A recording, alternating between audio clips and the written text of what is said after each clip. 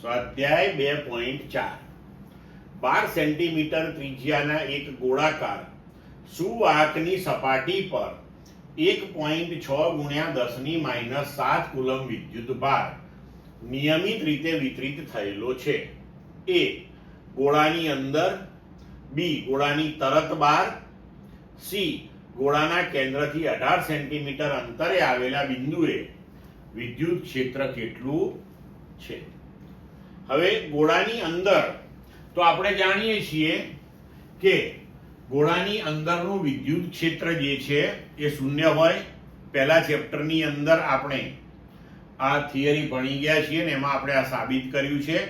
કારણ કે જો આપણે ગોળાની અંદર કોઈ ગૌસિયન પૃષ્ઠ લઈએ ગોળીય, તો તેના વડે ઘેરાતો વિદ્યુતભાર કેટલો થાય? શૂન્ય.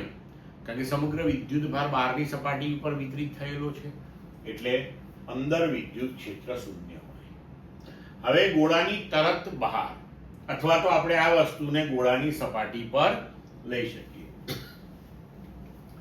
તો ગોળાની સપાટી ઉપરનો જે વિદ્યુતભાર આપણે લઈએ તો તેના માટે, અથવા તો બહારના કોઈ પણ બિંદુ માટે પણ સમગ્ર વિદ્યુતભાર જાણે કેન્દ્ર ઉપર કેન્દ્રિત થયેલો હોય તેવી રીતે વર્તે છે. પહેલા ચેપ્ટરમાં આપણે ભણી ગયા છીએ.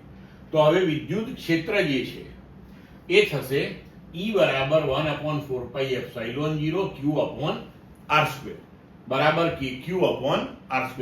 હવે K, Q અને R એટલે કે ત્રિજ્યાના મૂલ્યો ગોઠવી દઈએ તો 9 × 10⁹ into 1.6 × 10⁻7 upon 0.12², કારણ કે 12 સેન્ટીમીટર આપ્યું છે એ મીટરમાં લીધું આપણે, અને આને ઉકેલીશું તો આપણને જવાબ મળશે 10⁵ ન્યૂટન પર કુલમ.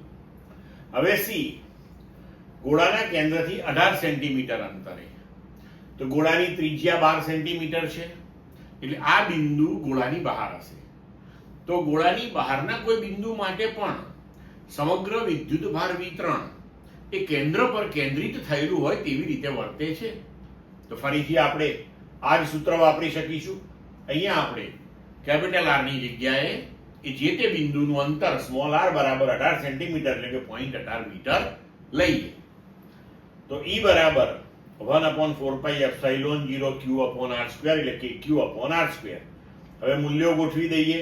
K, Q અને R 0.18 એનો વર્ગ. એને તમે ઉકેલશો તો જવાબ મળશે 4.44 × 10⁴ ન્યૂટન પર કુલમ. હવે મિત્રો અહીંયા આગળ વિદ્યુત ક્ષેત્ર કેટલું છે આપણને પૂછ્યું. એકચ્યુઅલી વિદ્યુત ક્ષેત્રને રિલેટેડ આખું પહેલું ચેપ્ટર છે, બરોબર? તો આ ચેપ્ટર જે છે એમાં વિદ્યુત સ્થિતિમાન નો આખો કોન્સેપ્ટ આપણે ભણ્યા છીએ. તો કદાચ આ જ વસ્તુ તમને વિદ્યુત સ્થિતિમાન કેટલું છે એવી રીતે પણ ફેરવીને પૂછી શકે. તો તમે વિદ્યુત સ્થિતિમાન પણ દરેક માટે ગણજો. તો વિદ્યુત સ્થિતિમાન માટે સપાટી પરનું સ્થિતિમાન કેટલું થાય? તો આપણે અહીંયા બી માં લખી શકીએ કે V બરાબર KQ/R. બરોબર? અહીંયા આપણે લઈ શકીએ V બરાબર KQ/R.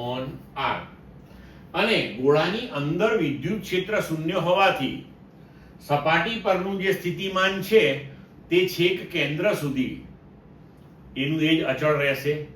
બરાબર? કારણ કે સપાટીથી કેન્દ્ર સુધી કોઈ વિદ્યુત ભારને લઈ જવા માટે કોઈ કાર્ય કરવું પડતું નથી, એટલે સ્થિતિમાન અચળ રહેશે. તો એવું પણ આપણે ગણી રાખજો, કામ લાગે. ક્લિયર મિત્રો?